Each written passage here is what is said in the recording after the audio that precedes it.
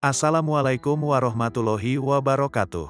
Semoga Allah senantiasa merahmati kita semua. Kali ini akan dibacakan kisah Syekh Abdullah Al-Faiz Ad-Dagestani. Semoga Allah mensucikan ruhnya. Engkau adalah sesuatu yang tidak terpisahkan dari hati. Kelopak mataku tidak pernah tertutup, kecuali bahwa engkau berada di antara mereka dan mataku. Cintamu adalah bagian dariku seperti pembicaraan internal jiwa. Aku tidak dapat bernapas kecuali engkau ada dalam napasku. Dan aku menemukanmu berburu menembus setiap indraku. Abul Hasan Sumnun.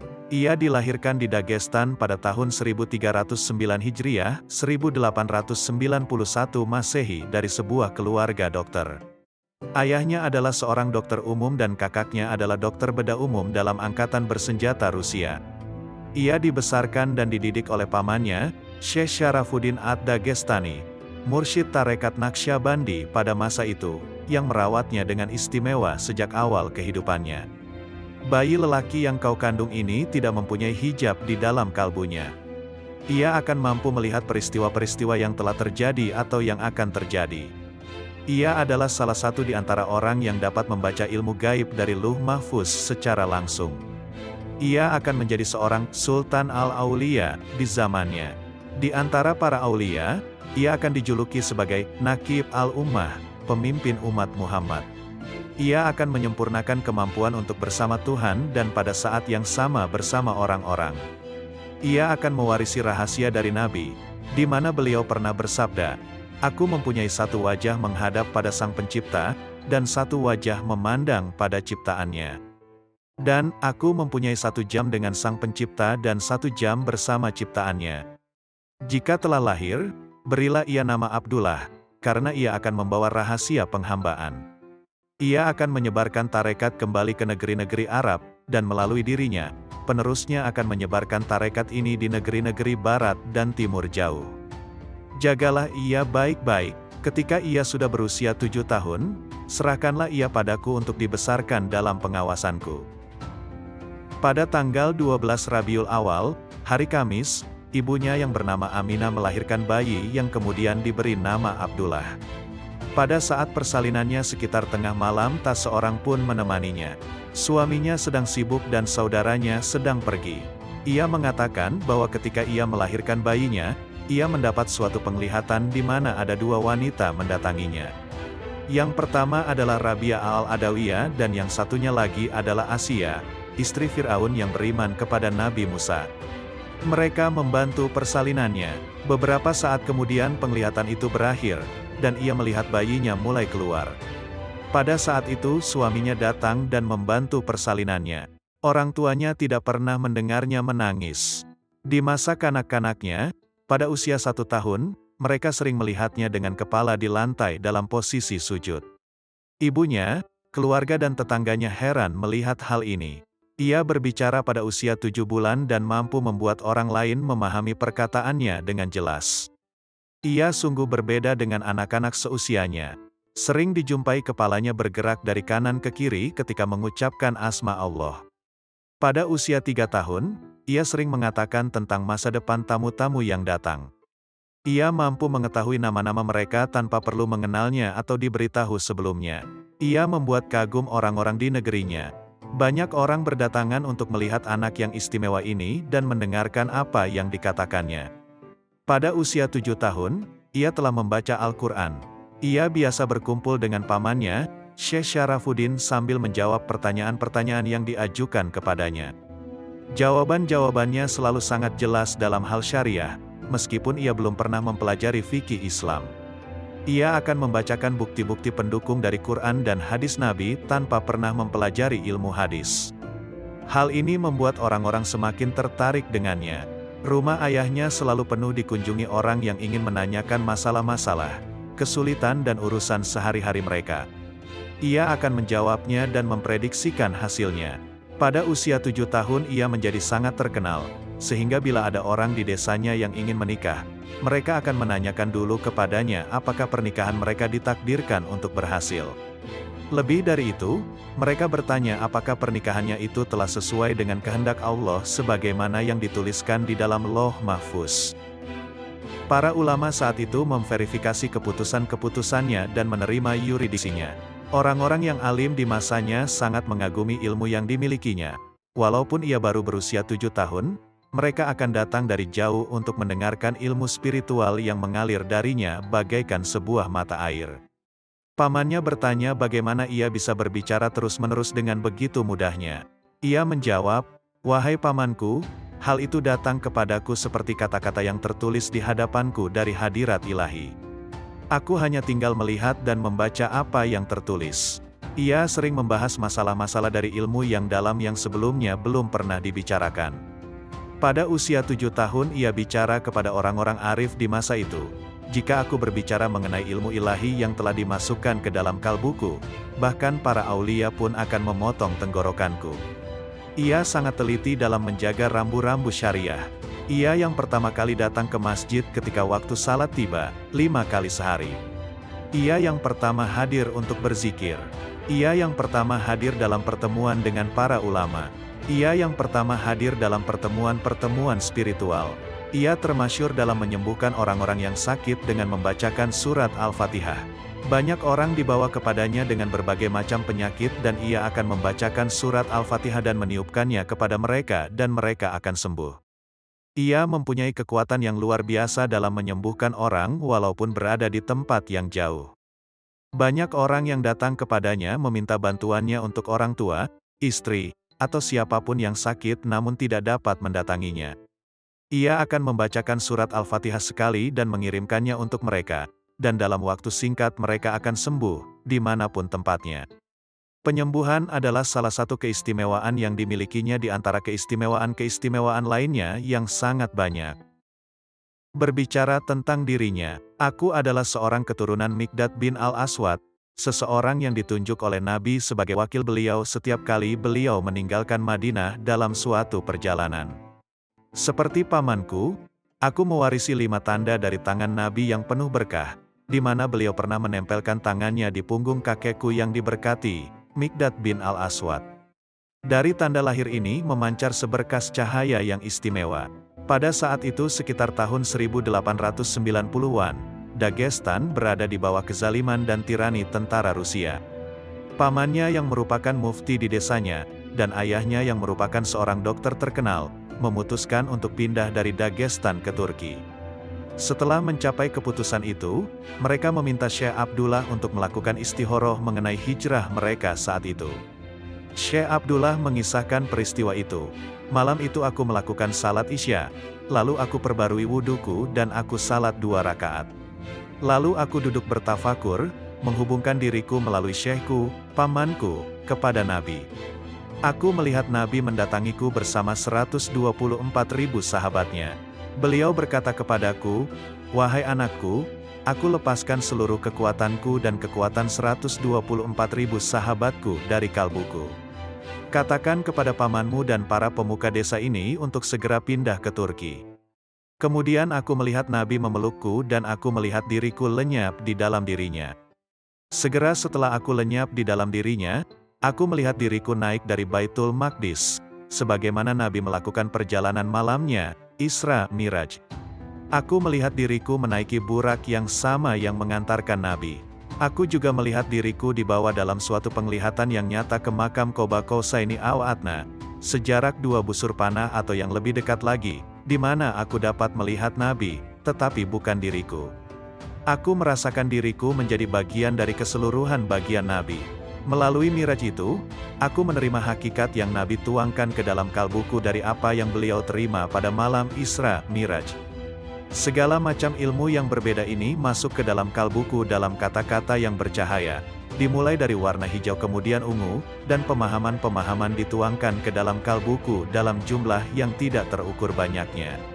Aku mendengar sebuah suara dari hadirat ilahi yang mengatakan, 'Mendekatlah wahai hambaku, ke hadiratku.' Ketika aku mendekat melalui Nabi, segalanya lenyap, bahkan hakikat spiritual dari Nabi pun lenyap.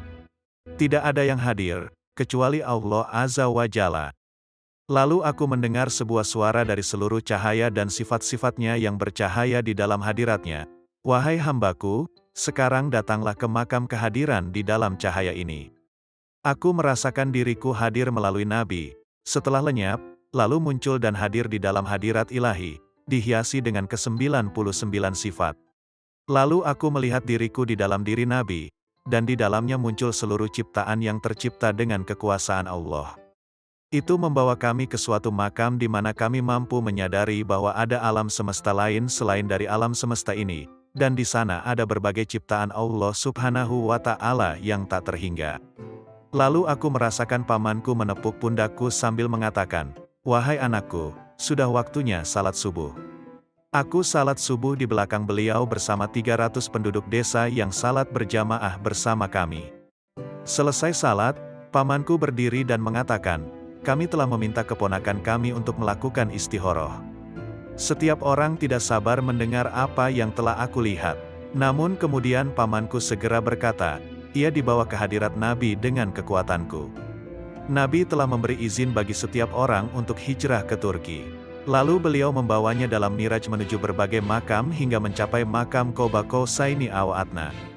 Nabi juga membawanya menuju sebuah makam di mana beliau membukakan baginya sebuah penglihatan mengenai ilmu yang belum pernah dibukakan kepada seorang wali manapun, termasuk diriku. Mirajnya adalah merupakan sebuah petunjuk bagi aulia di masa lalu maupun di masa sekarang, dan merupakan sebuah kunci untuk membuka samudra ilmu dan hikmah yang sangat luas. Aku berkata pada diriku sendiri, pamanku bersamaku dalam penglihatan itu, dan dengan kekuatannya lah aku menerima penglihatan itu. Setiap penduduk di desa itu mulai bersiap untuk hijrah. Kami bergerak dari Dagestan menuju Turki dalam sebuah perjalanan yang penuh kesulitan, baik akibat tentara Rusia maupun adanya para perampok yang tak segan membunuh. Mendekati perbatasan Turki, kami memasuki kawasan hutan yang dikenal penuh dengan tentara Rusia. Saat itu adalah waktu salat subuh. Pamanku mengatakan, "Kita akan melakukan salat subuh dan setelah itu kita akan menyeberangi hutan itu." Kami lalu salat dan setelah itu kami mulai bergerak. Syekh Syarafuddin berkata kepada semua orang, "Berhenti," lalu beliau meminta secangkir air. Seseorang membawakan air itu dan beliau membacakan ayat ke-9 dari surat Yasin. Dan kami jadikan di depan mereka dinding dan di belakang mereka dinding. Lalu kami tutup matanya sehingga tidak melihat. Kemudian beliau membaca ayat, "Allah Subhanahu wa Ta'ala adalah sebaik-baik penjaga. Dia Maha Penyayang dari semua penyayang." Ketika beliau membacakan ayat-ayat ini, setiap orang merasakan sesuatu memasuki kalbu mereka, dan aku melihat mereka gemetar. Tuhan memberiku suatu penglihatan pada saat itu di mana aku dapat melihat bahwa kami telah dikelilingi oleh tentara Rusia dari segala penjuru. Aku melihat bahwa mereka menembaki apapun yang bergerak, bahkan seekor burung. Lalu aku melihat bahwa kami dapat melewati hutan itu dan kami selamat. Kami menyeberangi hutan itu dan mereka tidak mendengar jejak langkah kami dan juga hewan-hewan peliharaan kami sampai kami tiba di sisi seberang perbatasan dengan selamat. Penglihatan itu berakhir ketika Syekh Syarafuddin selesai membaca. Beliau cipratkan air itu ke kepala kami sambil mengatakan, "Bergerak sekarang. Tetapi jangan menengok ke belakang." Begitu kami berjalan, kami dapat melihat tentara Rusia di segala penjuru, namun seolah-olah kami tidak terlihat oleh mereka. Kami bergerak sekitar 20 mil menembus hutan itu. Diperlukan waktu dari pagi hingga lewat waktu Isya. Kami tidak berhenti kecuali untuk salat dan kami tidak terlihat oleh mereka. Kami mendengar tentara itu menembaki orang, burung-burung, binatang-binatang dan segala yang bergerak, namun kami dapat melewati mereka tanpa terdeteksi. Hanya rombongan kami yang selamat. Kami keluar dari hutan dan menyeberang menuju Turki. Awalnya kami menuju Bursa, di mana Syekh Syarafuddin mendirikan rumahnya selama setahun. Kemudian beliau pindah ke Rasyadia, di mana beliau mendirikan sebuah desa untuk para imigran dari Dagestan. Desa itu terletak 30 mil dari Yelova di pesisir Mahmara, sekitar 50 mil dari Bursa, atau 60 mil dari Adapazar. Di sana beliau membangun satu-satunya masjid di desa itu dan di sebelahnya beliau membangun rumahnya sendiri. Setiap orang sibuk membangun rumah-rumah mereka. Ayah ibuku membangun sebuah rumah bersebelahan dengan rumah Syekh Syarafuddin. Ketika aku menginjak usia 13 tahun, Turki mendapat serangan dari pasukan Inggris, Perancis, dan Yunani. Angkatan bersenjata Turki mengenakan wajib militer bagi warganya, termasuk anak-anak. Mereka menginginkan aku untuk bergabung dengan tentara, tetapi pamanku yang mempunyai hubungan baik dengan Sultan Abdul Hamid, menolak untuk mengirimku. Ayahku telah wafat dan ibuku sendirian, sehingga aku harus membantunya. Ketika usiaku mencapai 15 tahun, Syekh Syarafuddin berkata kepadaku, "Anakku, sekarang kau sudah dewasa, menikahlah sekarang." Aku pun menikah pada usia yang masih belia, 15 tahun dan tinggal bersama ibu dan istriku. Halwat pertama dan latihan spiritual. Syekh Syarafuddin membesarkan dan melatih Syekh Abdullah dengan disiplin spiritual yang intensif dan dengan zikir yang panjang waktunya. 6 bulan setelah pernikahannya ia diperintahkan untuk memasuki halwat selama 5 tahun. Ia mengatakan, "Aku masih pengantin baru 6 bulan ketika syekhku memerintahkan aku untuk memasuki halwat selama 5 tahun. Ibuku sangat kecewa, ia mengkomplain syekhku, yang merupakan kakaknya sendiri. Istriku juga kecewa, tetapi kalbuku tidak pernah mengeluh. Bahkan sebaliknya, aku sangat senang memasuki halwat yang sangat aku idam-idamkan itu. Aku memasuki halwat, meskipun ibuku menangis dan mengatakan, tidak ada lagi yang kumiliki selain dirimu. Kakakmu masih di Rusia, dan ayahmu telah wafat. Aku merasa kasihan melihat ibuku, tetapi aku tahu bahwa itu adalah perintah dari syekhku dan itu langsung dari Nabi. Aku memasuki halwat itu dengan perintah untuk mandi 6 kali sehari dengan air dingin, serta menjaga semua kewajiban dan wirid harianku. Sebagai tambahan, aku diperintahkan untuk membaca 7-15 juz Al-Quran dan mengulang nama Allah 148.000 kali dan sholawat Nabi 24.000 kali setiap harinya. Banyak lagi latihan-latihan lainnya yang harus dilakukan dengan bertafakur dan fokus. Aku berada di sebuah gua, jauh di tengah hutan belantara, tinggi di atas gunung yang tertutup salju. Satu orang ditunjuk untuk melayaniku dengan 7 buah zaitun dan 2 ons roti setiap harinya. Aku memasuki halwat itu saat berusia 15,5 tahun dengan badan yang agak gemuk. Ketika aku keluar dari halwat itu pada usia 22 tahun, berat badanku hanya 100 pound, sekitar 45 kg, sangat kurus. Penglihatan-penglihatan dan pengalaman-pengalaman yang telah disingkapkan untukku tidak dapat diekspresikan dengan kata-kata. Ketika aku memasuki halwat itu, aku mengatakan kepada egoku, "Wahai ego, ketahuilah, aku tidak akan meninggalkan halwat ini, bahkan jika aku harus mati. Jangan coba-coba mengubah pikiranku atau menipuku." Ada sebuah celah di atas gua ke arah luar, namun ketika aku memasuki halwat aku menutupnya dengan sehelai kain. Aku hanya tidur sebentar dalam halwat itu. Aku tidak merasa memerlukan tidur, karena aku mendapat dukungan surgawi yang sangat kuat. Suatu ketika aku mendapat penglihatan ketika Nabi sedang berholwat di Gua Hira. Selama 40 hari aku duduk di belakangnya dan beliau tidak pernah tidur tetapi tetap terjaga dalam keadaan seperti itu. Suatu hari ketika aku sedang berzikir di tengah malam, badai hebat mengamuk di pegunungan itu. Aku dapat mendengar badai itu merobohkan pepohonan, menurunkan hujan dan akhirnya turun salju. Saat itu sangat dingin dan tidak ada yang dapat menghangatkanku kecuali panasnya zikirku. Angin yang kencang menerbangkan kain penutup celah di atap gua. Aku membeku, dan salju mulai berjatuhan di tubuhku. Begitu dinginnya, sehingga aku tidak dapat menggerakkan jari jemariku untuk menghitung zikirku. Jantungku hampir berhenti. Kemudian terlintas dalam pikiranku untuk menutup lubang itu kembali. Segera setelah pikiran itu datang, aku melihat suatu penglihatan di mana syekhku berteriak, "Wahai anakku, apakah engkau sibuk dengan dirimu sendiri atau dengan Dia yang menciptakanmu? Jika engkau mati kedinginan, itu lebih baik bagimu daripada membiarkan kalbumu sesaat dalam kelalaian."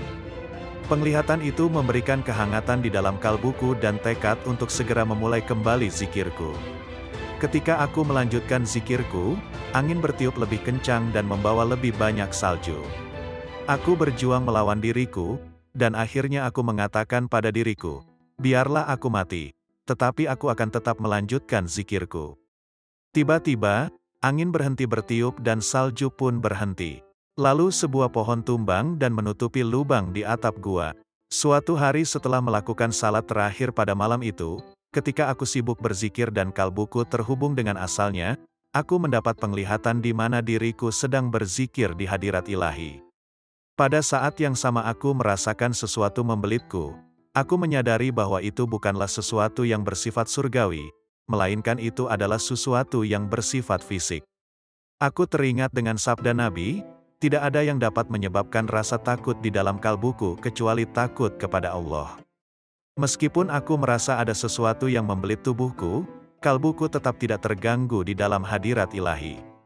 Pada tingkatan itu aku mencapai makam kesadaran akan jumlah wukuf adadi dari 777.777 kali pengulangan asma Allah. Ketika akan melanjutkannya ke angka 777.778 aku mendengar suara dari hadirat ilahi, "Wahai hambaku, malam ini engkau telah mencapai rahasia dari wukuf adadi dan telah mendapat kunci untuk makam tersebut. Masuklah ke dalam hadirat kami dalam makam Kalimullah, makam seseorang yang mampu berbicara kepada Tuhannya, makamnya Nabi Musa ketika beliau berbicara langsung dengan Allah."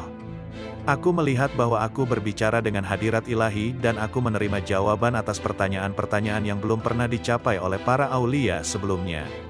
Aku ambil kesempatan itu untuk bertanya kepada Allah Subhanahu wa Ta'ala, "Ya Allah, apakah namamu yang teragung?" Dan aku mendengar, "Wahai hambaku, kau akan diberi jawabannya nanti."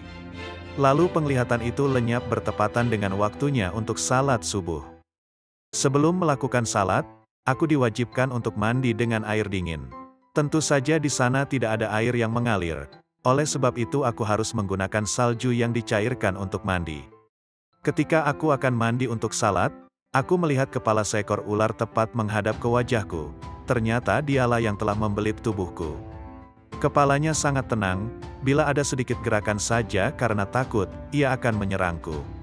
Aku tidak mempedulikan ular itu. Aku tahu jika aku merasa takut, ia akan menyerangku. Jadi di dalam pikiranku, aku membuatnya tidak ada.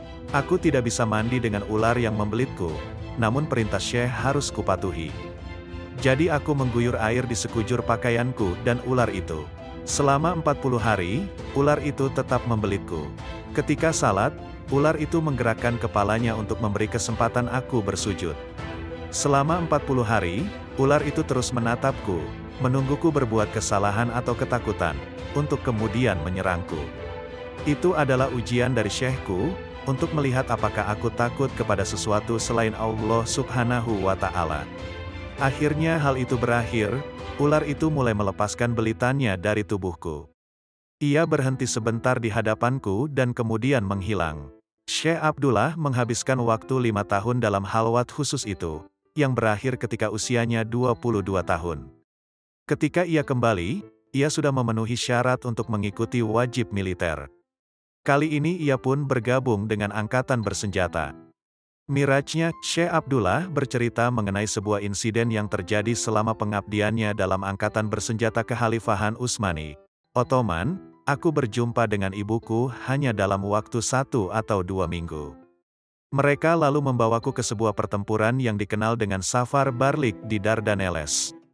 Suatu hari terjadi serangan dari musuh dan sekitar 100 orang dari kami ditinggalkan untuk mempertahankan wilayah perbatasan. Aku adalah seorang penembak jitu yang mampu mengenai sehelai benang dari jarak jauh. Kami mendapat serangan bertubi-tubi sehingga tidak mampu lagi mempertahankan posisi kami. Aku merasakan sebuah peluru menembus jantungku. Aku pun tersungkur ke tanah dengan keadaan terluka parah. Ketika aku terbaring sekarat, aku melihat Nabi menghampiriku. Beliau berkata, "Wahai anakku, kau ditakdirkan untuk meninggal dunia di sini. Namun kami masih memerlukanmu di bumi ini, baik secara spiritual maupun secara fisik. Aku datang padamu untuk menunjukkan bagaimana seorang manusia mengalami kematian dan bagaimana malaikat Israel mencabut nyawa." Beliau memberiku suatu penglihatan di mana aku melihat rohku mulai meninggalkan tubuhku, sel demi sel, dimulai dari jari jemari kakiku. Ketika kehidupan itu ditarik, aku dapat melihat berapa banyak sel di dalam tubuhku dan mengetahui fungsi-fungsi dari setiap sel, dan penyembuh bagi setiap penyakit masing-masing sel. Aku juga mendengar zikir dari setiap sel itu. Begitu rohku mulai bergerak meninggalkan tubuhku, aku mengalami apa yang orang rasakan ketika meninggal dunia. Aku dibawa untuk melihat berbagai keadaan saat kematian, kematian yang menyakitkan, kematian yang mudah, dan kematian yang sangat membahagiakan. Nabi mengatakan, engkau termasuk orang yang meninggal dengan keadaan bahagia. Aku sangat menikmati kematian itu karena aku akan kembali ke tempat asalku, yang membuatku memahami ayat Quran, Inna lillahi wa inna ilaihi rajiun. Sesungguhnya kami adalah milik Allah Subhanahu wa Ta'ala, dan kepadanya kami kembali. Penglihatan itu berlanjut sampai aku mengalami keadaan di mana rohku sampai pada napas terakhir. Aku melihat malaikat Israel datang dan mendengar pertanyaan-pertanyaan yang ia ajukan. Segala macam penglihatan mengenai orang yang sedang sekarat aku alami. Namun demikian aku masih dalam keadaan hidup ketika mengalaminya dan hal ini membuatku dapat memahami rahasia dari makam itu. Kemudian dalam penglihatan itu aku melihat rohku memandang ke bawah pada tubuhku. Dan Nabi berkata padaku, datanglah padaku. Aku menemani Nabi dan beliau membawaku ke dalam sebuah penglihatan mengenai 7 surga. Aku melihat segala sesuatu yang Nabi inginkan aku melihatnya di dalam 7 surga itu. Kemudian beliau mengangkatku ke makam Asy-Syiddiq di mana aku bertemu dengan seluruh Nabi, para aulia, seluruh syuhada, dan orang-orang yang saleh. Beliau lalu mengatakan, wahai anakku, sekarang aku akan membawamu melihat siksaan di neraka. Di sana aku melihat semua yang pernah disebutkan oleh Nabi di dalam hadis-hadis dan sabda beliau tentang siksa neraka. Aku pun berkata, wahai Nabi, engkaulah yang dikirim sebagai wasilah bagi umat manusia. Adakah cara agar mereka dapat diselamatkan? Beliau berkata, ya, wahai anakku, dengan syafaatku mereka dapat diselamatkan. Aku akan menunjukkan padamu takdir dari orang-orang itu bila aku tidak mempunyai kekuatan untuk memberi syafaat bagi mereka. Nabi lalu berkata, anakku, kini aku akan mengembalikan dirimu ke dunia, ke dalam tubuhmu. Begitu Nabi mengatakan hal itu, aku melihat ke bawah dan aku melihat tubuhku yang sudah membengkak. Aku melihatnya dan berkata, wahai Nabi, lebih baik aku berada di sini bersamamu. Aku tidak ingin kembali, aku bahagia bersamamu di hadirat ilahi. Lihatlah dunia itu, aku sudah pernah berada di sana dan sekarang aku telah meninggalkannya. Mengapa aku harus kembali? Lihat, tubuhku sudah membengkak. Nabi menjawab, wahai anakku, kau harus kembali, itulah tugasmu. Atas perintah Nabi, aku kembali pada tubuhku, meskipun aku tidak menginginkannya. Ketika aku memasuki tubuhku, aku melihat peluru di jantungku telah terbungkus dalam daging, dan pendarahan telah berhenti. Ketika aku memasuki tubuhku dengan lembut, penglihatan itu pun berakhir. Aku melihat tim medis di medan peperangan sedang mencari orang-orang yang masih hidup di antara mereka yang telah gugur. Salah seorang berteriak, orang itu masih hidup. Orang itu masih hidup. Aku terlalu lemah untuk bergerak ataupun berbicara, dan aku menyadari bahwa tubuhku telah tergeletak di sana selama 7 hari. Mereka membawaku dan merawatku, sampai kesehatanku kembali pulih. Mereka mengembalikan aku pada pamanku. Begitu aku bertemu, beliau mengatakan, wahai anakku, apakah kau menikmati kunjunganmu? Aku tidak menjawab, ya, ataupun, tidak, karena aku tidak tahu mana yang dimaksud pamanku, kunjungan keangkatan bersenjata atau kunjungan untuk bertemu Nabi. Beliau kembali bertanya, wahai anakku, apakah kamu menikmati kunjunganmu bersama Nabi? Barulah aku menyadari bahwa beliau mengetahui segala hal yang telah terjadi padaku. Aku pun langsung menghampirinya dan mencium tangannya sambil berkata, wahai syekhku, aku pergi bersama Nabi dan harus kuakui bahwa aku tidak ingin kembali. Tetapi beliau berkata bahwa itu adalah tugasku. Kepasrahan mutlak Syekh Abdullah. Syekh Abdullah melanjutkan hidupnya di bawah pengawasan pamannya, Syekh Syarafuddin, dan ia mengalami kemajuan yang lebih tinggi lagi dalam ilmu spiritual. Suatu hari Syekh Syarafuddin sedang duduk di dalam pertemuan dengan 300 ulama, termasuk para tokoh spiritual, dan mereka membahas masalah-masalah yang penting dalam kehidupan spiritual mereka. Mereka berkumpul di sebuah bukit di dekat masjidnya. Syekh Abdullah pergi ke bukit menuju pertemuan itu. Beberapa di antara ulama itu berkata kepada Syekh Syarafuddin, kami heran mengapa engkau begitu mementingkan anak itu. Syekh Syarafuddin menjawab, lihatlah dia. Ia datang untuk menemuiku. Jika seorang anak berusia 7 tahun datang padanya dan mengatakan, Syekhmu berpesan agar engkau pergi ke Mekah, bahkan jika aku tidak mengirimkan anak itu, Abdullah akan segera menerimanya dan melakukan apa yang dikatakan oleh anak kecil itu. Hal ini karena ia menghubungkan segala sesuatunya denganku, dan ia tahu bahwa apapun yang datang padanya adalah berasal dariku, terlepas bagaimanapun caranya. Ia paham bahwa jika itu berasal dariku, maka perintahnya adalah dari Nabi, karena kalbuku tersambung dengan kalbunya, dan itu asalnya dari Allah Subhanahu wa Ta'ala. Sekarang, jika hal itu terjadi, ia akan segera pergi tanpa menemui istri atau ibunya untuk berpamitan dan tidak pula mempersiapkan segala sesuatu sebagai bekal. Ia akan langsung melangkahkan kakinya menuju ke Mekah. Itulah sebabnya mengapa aku menganggap dirinya penting. Selain itu aku juga mengetahui pada makam apa ia berada sekarang. Makamnya saat ini belum pernah mampu dimasuki atau bahkan dilihat oleh orang-orang sebelumnya, termasuk diriku. Ia telah mencapai makam yang lebih tinggi daripada makamku dan lebih tinggi daripada makam syekhku dalam tarekat ini. Karena tarekat berlanjut dari satu syekh kepada syekh lainnya, ia bergerak semakin tinggi tingkatannya. Karena rahasia diteruskan dari satu syekh kepada syekh berikutnya, maka derajatnya akan semakin tinggi, yaitu dari rahasia yang diwarisinya ditambah rahasia yang ia terima. Pada saat yang sama, derajat Nabi senantiasa meningkat dalam setiap saat, karena beliau selalu dalam keadaan miraj, begitu pula para aulia umatnya. Inilah arti dari ayat wa fauqa kulli zi ilmin alim, di atas orang-orang yang berilmu ada yang maha tahu. Sebuah pertemuan dengan Gurdjieff. Grand Syekh Abdullah sering berkhidmat di hanikah pamannya. Setiap hari ratusan tamu datang mengunjungi Syekh, kebanyakan berasal dari Dagestan. Di antara tamu itu ada seorang guru dari Rusia, George Gurdjieff. Ia baru tiba di Turki setelah melewati sebuah perjalanan panjang dan sulit dalam pelariannya dari Rusia ketika terjadi revolusi komunis. Gurdjieff datang menemui Syekh Syarafuddin. Gurdjieff mempunyai hubungan dengan banyak pengikut sufi dari berbagai tarekat dan telah sering mengembara ke seluruh pelosok Kaukasus. Ia senang dapat bertemu dengan para pewaris silsilah tarekat mulia Naqsyabandi Dagestani. Syekh Syarafuddin meminta Syekh Abdullah untuk menerima tamunya. Syekh Abdullah menceritakan peristiwa pertemuan itu dengan beberapa murid bertahun-tahun kemudian. Ketika keduanya bertemu, Syekh Abdullah mengatakan, engkau tertarik dengan ilmu mengenai 9 titik.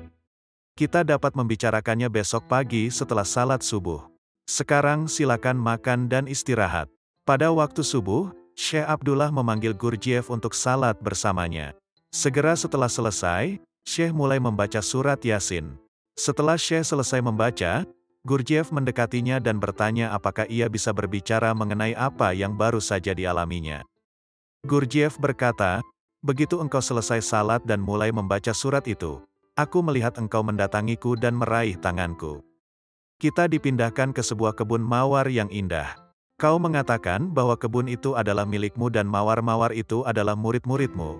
Masing-masing mempunyai warna dan wangi yang berbeda-beda.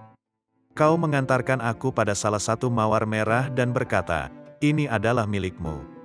Ciumlah. Saat aku menciumnya, aku melihat mawar itu mekar dan aku lenyap di dalamnya dan menjadi mawar itu. Aku memasuki akarnya dan aku dibawa ke hadiratmu. Aku melihat diriku memasuki kalbumu dan menjadi bagian dirimu. Melalui kekuatan spiritualmu, aku bisa naik menuju ilmu mengenai 9 titik. Lalu sebuah suara yang memanggilku dengan abdan nur, berkata, cahaya dan ilmu ini telah dianugerahkan kepadamu dari hadirat ilahi untuk memberi kedamaian dalam hatimu.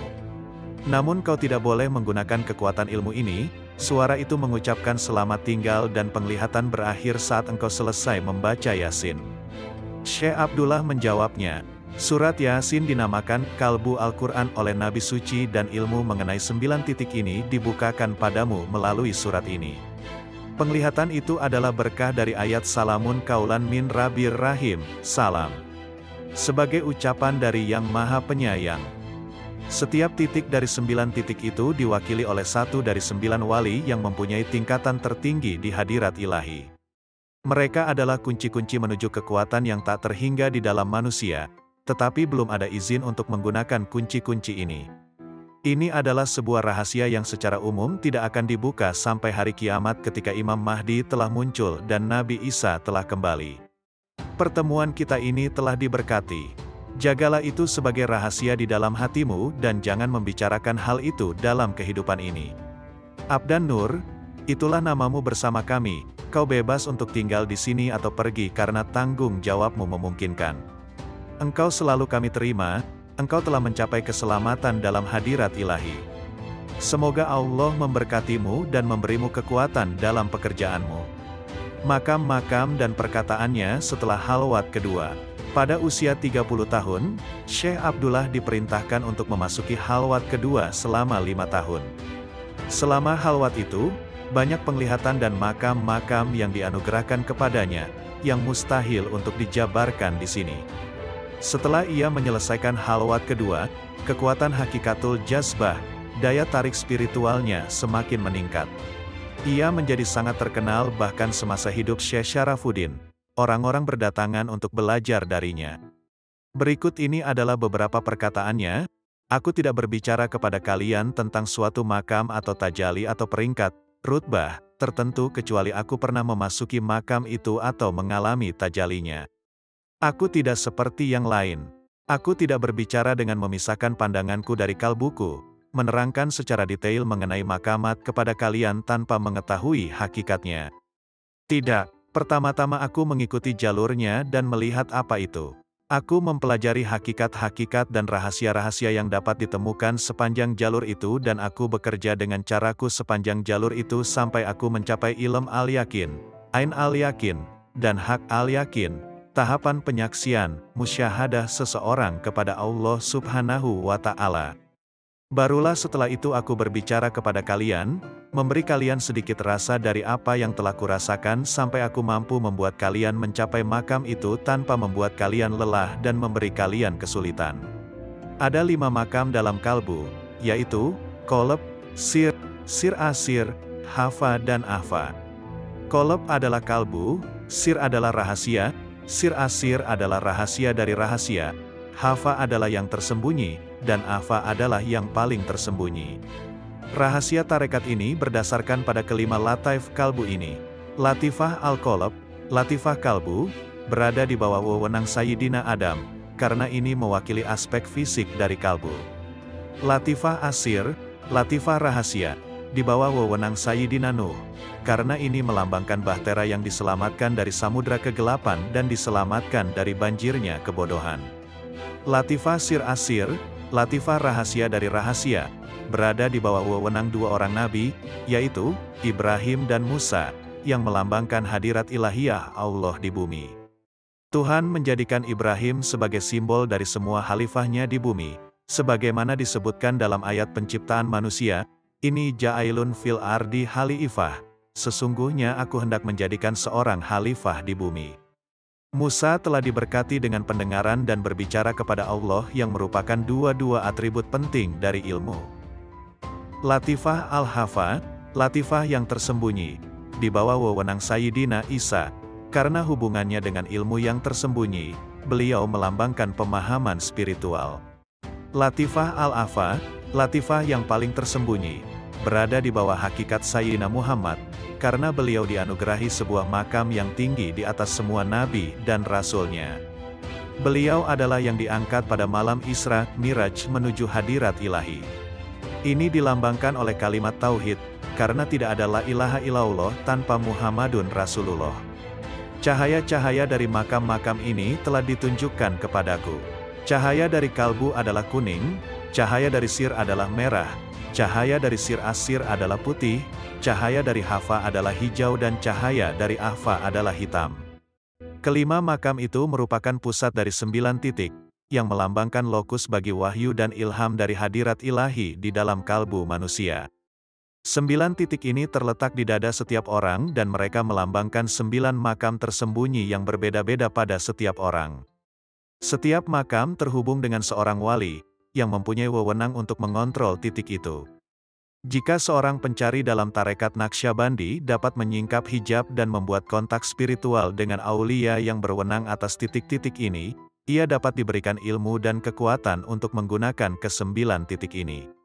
Persyaratan terkait untuk membuka ke-9 titik ini hanya dapat disinggung secara tak langsung. Makam pertama, berkenaan dengan kekuatan untuk memenjarakan ego. Kunci dari makam kedua adalah zikir dengan la ilaha illallah.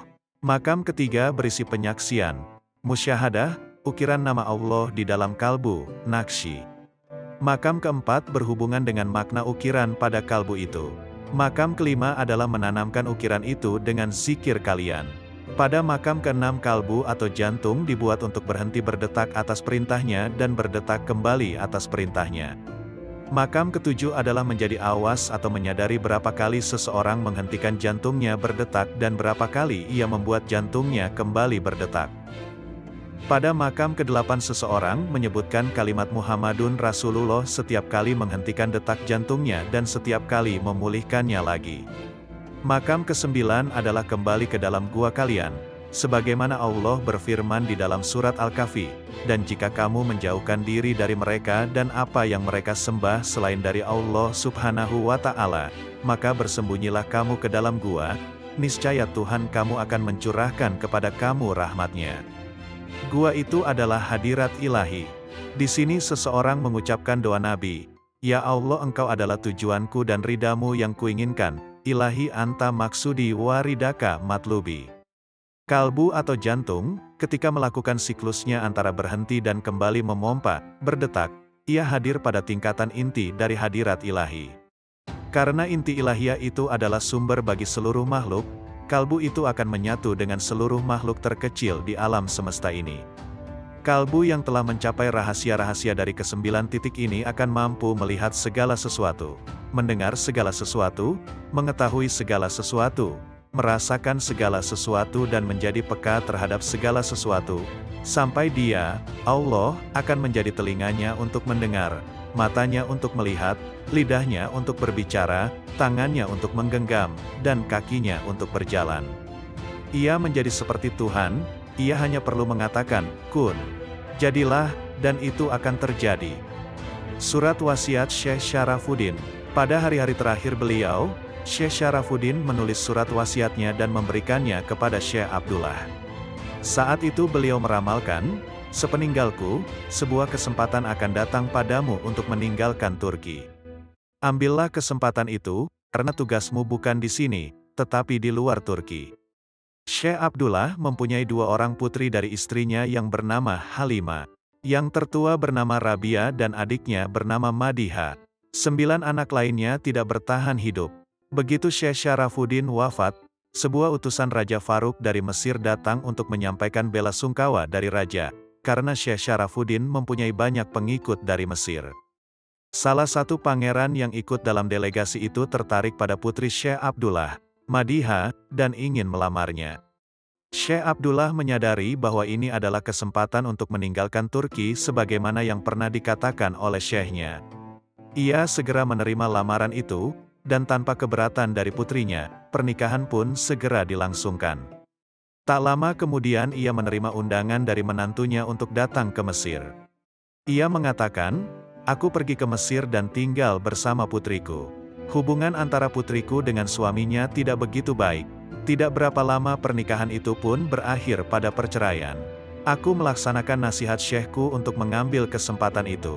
Bersama istri dan putri-putriku, aku berangkat dari Alexandria menuju Latakia dengan kapal.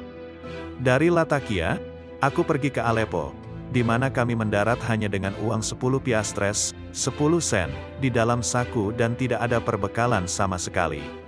Kami menuju masjid untuk salat maghrib. Di sana ada seorang pria mendekati kami dan berkata, "Wahai syekhku, jadilah tamuku." Ia membawa kami ke rumahnya. Aku menganggap bahwa ini adalah salah satu keramat syekhku, di mana Allah membukakan sebuah pintu bagi kami, dari Mesir ke Aleppo. Untuk sementara Syekh Abdullah tinggal di Aleppo, orang-orang di sana merasa terhormat dengan keberadaannya. Para ulama berdatangan, mereka berkumpul dan mendengarkan nasihatnya, mereka kagum dengan perkataan dan ilmunya. Mereka menyebutnya sebagai yang membangkitkan agama. Dari sana ia kemudian pindah ke Homs dan sempat berziarah ke masjid dan makam sahabat Nabi, Khalid bin Walid.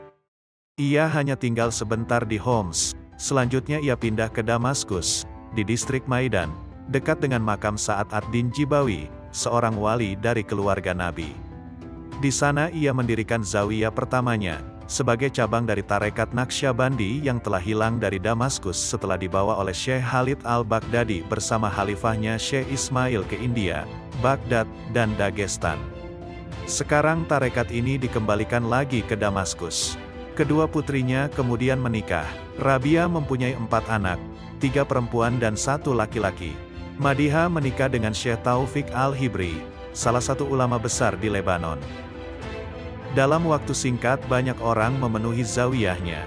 Mereka datang dari berbagai kota dan berbagai latar belakang, sufi, orang-orang dari pemerintahan, pengusaha dan masyarakat umum.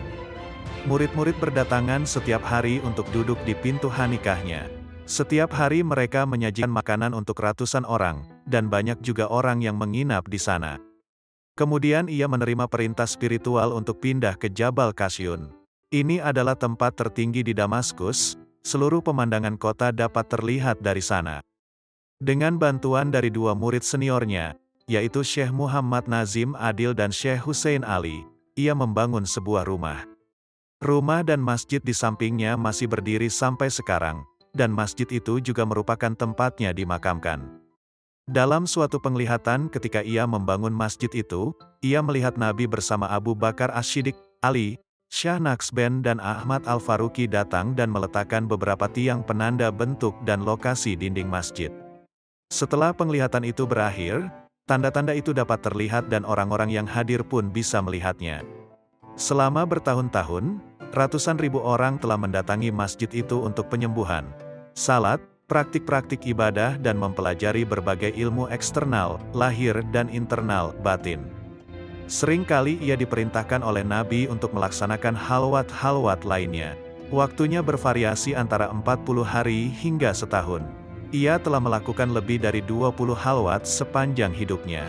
Beberapa di antaranya dilaksanakan di Damaskus, Jordan, Baghdad di makam Syekh Abdul Qadir Jailani, dan banyak yang dilakukan di Madinah. Dalam setiap halwat, kekuatan spiritual dan derajatnya semakin tinggi. Suatu hari ia mengirimkan pesan melalui Syekh Nazim untuk Syarif Abdullah, Raja Yordania pada waktu itu. Ia adalah salah satu murid Syekh. Pesannya berbunyi, jangan melakukan salat berjamaah khususnya pada hari Jumat, karena aku mendapat penglihatan, bahwa kau akan terbunuh. Namun Raja tidak mengindahkan peringatan itu, dan seminggu kemudian ia tewas ketika kembali dari salat Jumat. Bertahun-tahun kemudian, seorang sepupu kami mendapat kecelakaan karena terjadi penembakan di Beirut. Ia dibawa ke ruang gawat darurat untuk dioperasi. Kami menemui Grand Sheikh, karena khawatir dengan keadaannya. Baru saja kami sampai dan hendak memberitahunya, ia sudah berkata, kembalilah. Sudah tertulis bahwa dia akan meninggal dunia, namun dengan doa-doaku dia akan hidup. Operasi yang dilakukan akan berhasil. Ketika kami kembali, sepupu kami sudah dalam keadaan koma dan mereka membawanya untuk dioperasi. Kami memberitahu ibunya tentang apa yang dikatakan oleh Grand Sheikh untuk memberinya harapan. Besoknya, sepupu kami telah siuman. Ia mengatakan, aku melihat Grand Sheikh datang dan mengoperasiku. Itulah yang telah menyelamatkan aku. Syekh Abdullah sering berbicara tentang qada, atau hal-hal yang telah ditentukan oleh Allah Subhanahu wa Ta'ala sebelumnya. Ia mengatakan, telah diketahui bahwa ada 2 macam qada, atau takdir Allah. Yang pertama adalah keadaan mualak, yaitu takdir yang bergantung kepada sesuatu atau dapat berubah. Hal ini sudah tertulis di Lauh Mahfuz. Hal ini akan bervariasi tergantung pada kemauan dan perilaku, sebab dan akibat. Semua aulia dapat mengubah qada semacam ini bagi murid-muridnya untuk melatih mereka dan mempengaruhi takdirnya dengan mengubah perilaku dan perbuatan mereka. Wewenang untuk mengubah keadaan mualak ini diberikan kepada Syekh untuk murid-muridnya karena mereka terhubung satu sama lain dengan kehendak ilahi. Qada yang kedua terkandung di dalam Ummul Kitab. Sebagaimana disebutkan dalam ayat, Allah Subhanahu wa Ta'ala menghapuskan apa yang Dia kehendaki dan di sisinya Ummul Kitab, dan ini disebut keadaan mubram, yang artinya takdir Allah yang pasti berlaku. Para aulia tidak pernah mencampuri keadaan mubram yang berada di tangan Sang Pencipta. Allah memberi wewenang untuk mengubah keadaan mubram ini hanya kepada 9 aulia yang mempunyai posisi tertinggi dalam hadirat ilahi. dengan izin dari Nabi yang merupakan orang pertama yang mendapat kekuatan itu dari Allah.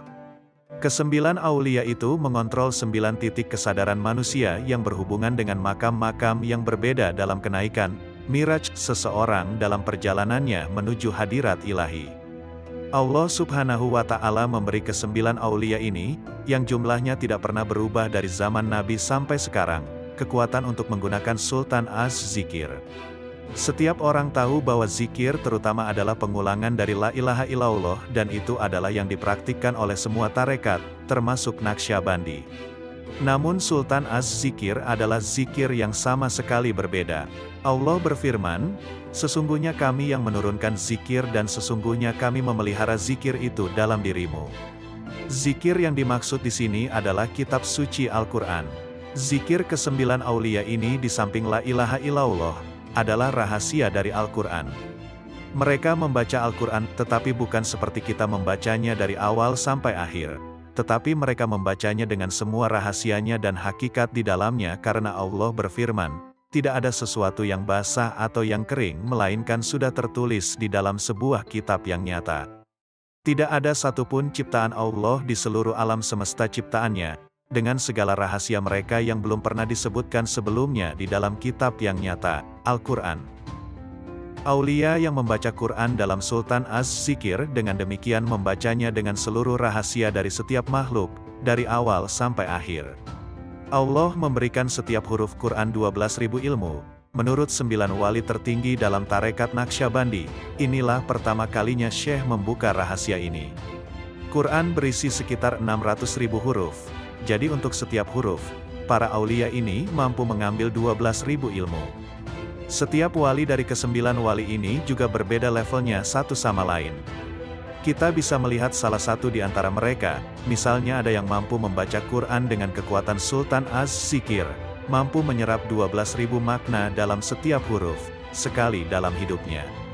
Yang lainnya mampu melakukannya 3 kali seumur hidupnya. Yang ketiga misalnya mampu melaksanakan 9 kali seumur hidupnya. Dan yang lain lagi mampu melakukannya 99 kali dalam hidupnya. Rahasia ini berbeda dari satu wali dengan wali lainnya. Syah Naqsyaband mampu melakukannya 999 kali sepanjang hidupnya. Grand Syekh kita, Syekh Ahmad Al-Faruqi mampu membacanya 9.999 kali. Dan Syekh Syarafuddin mampu membacanya dalam 19.999 kali sepanjang hidupnya. Di sini Syekh Abdullah berhenti. Namun Syekh Nazim mengatakan, dalam setiap napas, Grand Syekh Abdullah Dagestani menghembuskan napas dengan Sultan Az-Zikir dan menghirup napas dengan Sultan Az-Zikir. Ia biasa menghatamkan Quran 2 kali dalam setiap napasnya.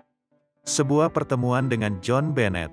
Di antara banyak pengunjung dan para pencari di pintu Grand Syekh ada seorang Inggris yang bernama John G. Bennett. Dalam beberapa bukunya, ia menceritakan tentang pertemuannya dengan Grand Syekh Abdullah. Di bawah ini adalah bagian dari perkataannya yang dikumpulkan dari buku Concerning Subut dan Witness. Di dalam buku Concerning Subut, Bennett menulis, Syekh Abdullah adalah seorang wali sejati di mana seseorang segera bisa merasa dapat mempercayainya sepenuhnya. Selanjutnya dalam Witness ia menjelaskan lebih rinci mengenai pertemuannya, Syekh menungguku di atas atap rumahnya. Rumah itu terletak di atas kota dengan panorama yang sangat-sangat indah. Sejak awal aku merasa nyaman, kemudian dalam waktu singkat aku mengalami perasaan yang sangat membahagiakan yang sepertinya memenuhi semua tempat itu. Aku menyadari bahwa aku sedang berada dalam hadirat orang yang sungguh-sungguh baik. Setelah mengucapkan salam seperti biasa dan pujian terhadap bahasa Turkiku, ia mengejutkan aku dengan pertanyaannya, "Mengapa engkau tidak membawa saudara perempuan yang bersamamu?" Aku mempunyai sebuah pesan untuknya juga, selain untukmu. Tampaknya tidak ada seorang pun yang pernah mengatakan kepadanya tentang saudariku, Elizabeth. Kami langsung datang ke rumahnya, dan Daji, pemanduku telah pergi meninggalkan aku di pintunya tanpa berbicara dengan siapapun. Aku menjawabnya bahwa karena ia seorang muslim, aku berpikir ia tidak berkenan untuk berbicara dengan seorang wanita. Ia berkata dengan sederhana, "Mengapa tidak? Peraturan dan adat istiadat adalah untuk perlindungan bagi orang yang bodoh. Aku tidak ada sangkut pautnya dengan mereka." Lain kali, jika engkau melewati Damaskus, maukah engkau membawanya kepadaku? Aku berjanji untuk melakukannya bila ada kesempatan.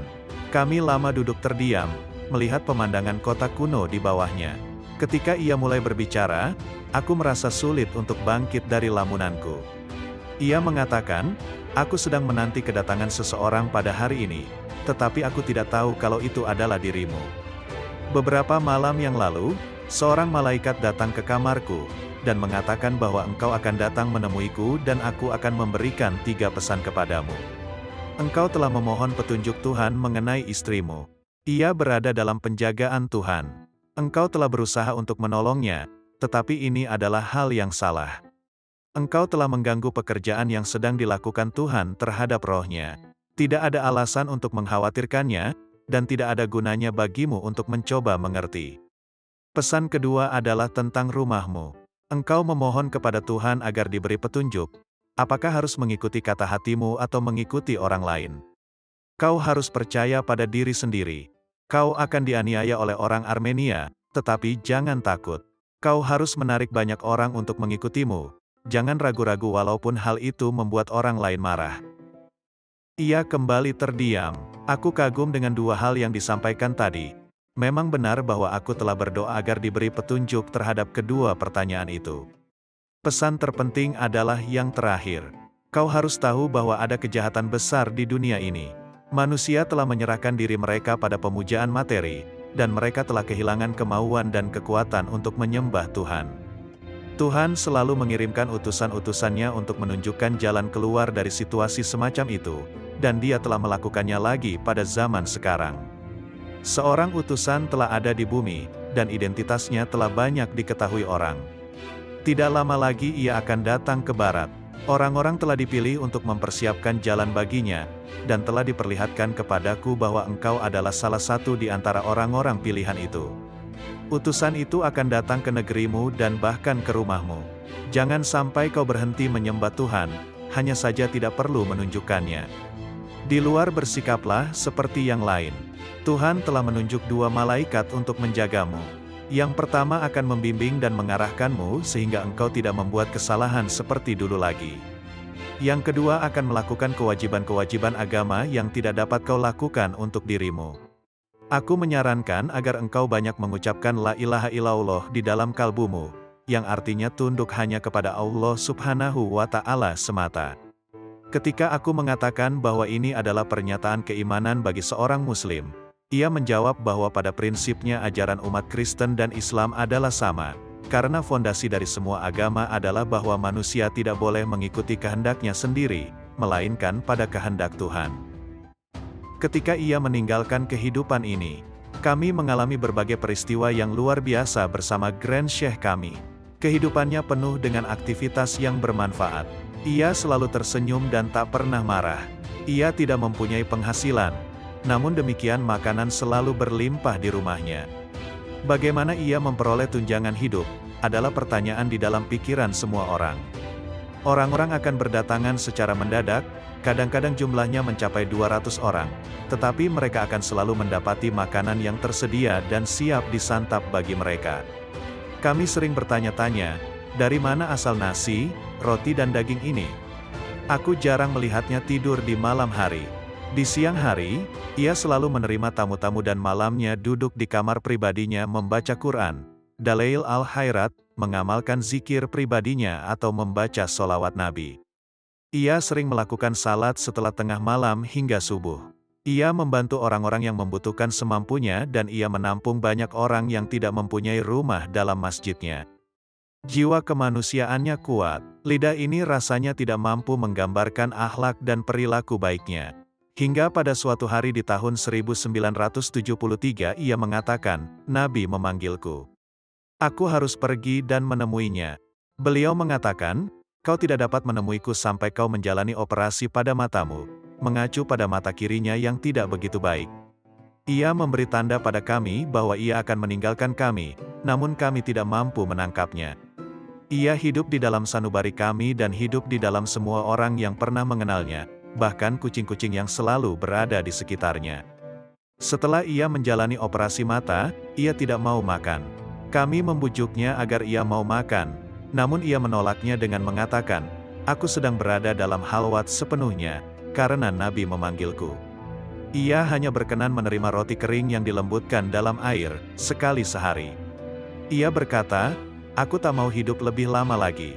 Aku ingin bergabung bersama Nabiku dan berkumpul bersamanya. Beliau memanggilku, Allah Subhanahu wa Ta'ala memanggilku." Ini seperti petir yang menyambar bagi kami, tetapi kami masih belum bisa mempercayainya. Ia kemudian menulis sebuah wasiat yang menyatakan, "Hari Ahad depan aku akan wafat." Berarti tanggal 30 September tahun 1973 atau tanggal 4 Ramadan 1393 Hijriah. Semua orang merasa terkejut dan merasa takut menghadapi apa yang akan terjadi pada hari itu. Saat itu pukul 10, pada hari Ahad, tepat di saat yang telah diprediksikannya, kami semua duduk di kamarnya. Ia berkata kepada saya, "Rasakan detak jantungku."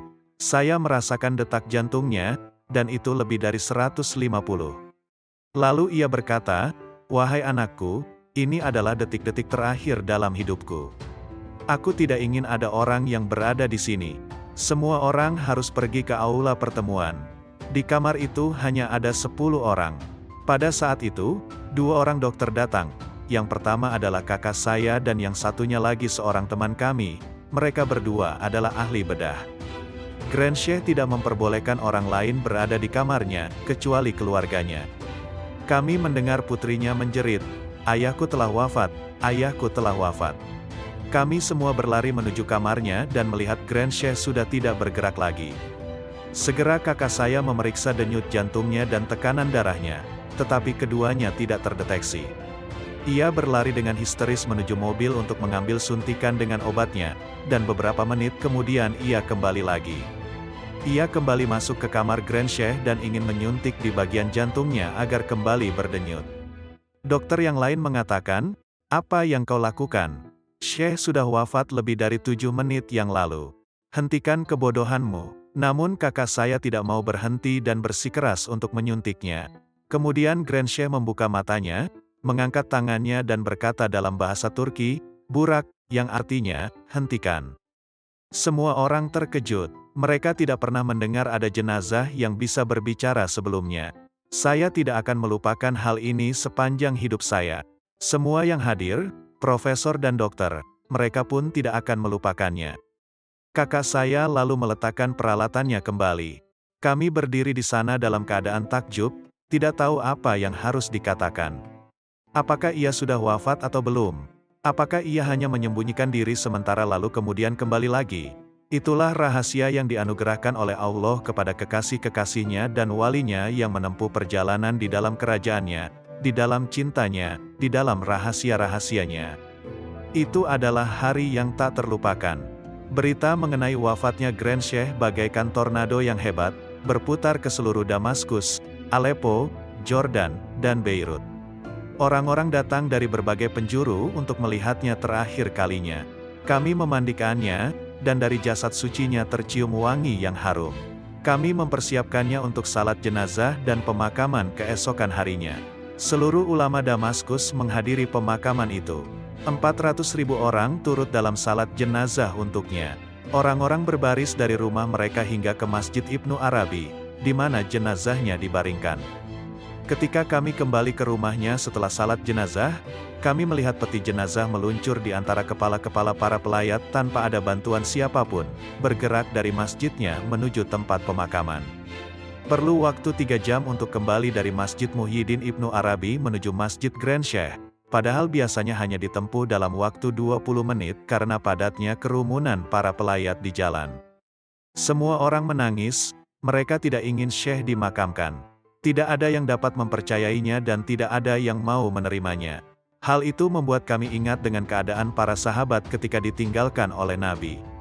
Kami memahami mengapa Sayyidina Umar, Sayyidina Utsman, dan Sayyidina Ali tidak menerima bahwa Nabi telah wafat. Kami mengalami keadaan yang sama, bahkan kami membayangkan bagaimana bisa Sayyidina Abu Bakar tidak merasakan hal yang sama. Semua pejabat pemerintah dan para ulama datang ke masjid menunggu pemakamannya. Tiba-tiba ada sebuah pesan yang disampaikan kepada imam yang mengatakan, jangan menguburkan Grand Sheikh sampai Syekh Nazim tiba. Tak seorang pun dapat mempercayai pesan itu, karena tidak ada cara untuk mengontak Syekh Nazim yang berada di Siprus. Tidak ada telepon, mesin fax, bahkan telegram pun memerlukan waktu 2 hari. Tidak ada yang percaya bahwa pesan itu adalah nyata. Namun karena cinta kami kepada Syekh, kami senang untuk menunda pemakamannya dan menunggu sampai Syekh Nazim tiba. Saat itu adalah Ramadan, semua orang berpuasa. Para ulama dan massa menjadi gelisah. Orang-orang berkata bahwa mereka ingin pergi. Kami mengatakan bahwa mereka bebas untuk pergi kalau mau, tetapi kami tetap akan menunggu. Setelah beberapa saat, sebagian besar orang lalu pergi, dan hanya pengikutnya yang paling setia yang masih berada di sana. Sebelum matahari terbenam, Syekh Nazim terlihat menaiki tangga. Bagaimana ia bisa sampai dengan cepat, tidak ada yang tahu dan hal itu masih menjadi misteri sampai sekarang. Syekh Nazim membawa jenazah Grand Sheikh kembali ke dalam masjid dan melakukan salat jenazah untuknya. Ia menguburkan jenazah Grand Sheikh dengan tangannya sendiri. Ketika ia mengangkat kain kafan dari wajahnya, kami mencium wangi cendana, ember, dan mus yang tidak pernah kami dapati sebelumnya. Ia lalu memerintahkan kami semua untuk berbuka puasa. Syekh Nazim meminta kami untuk keluar.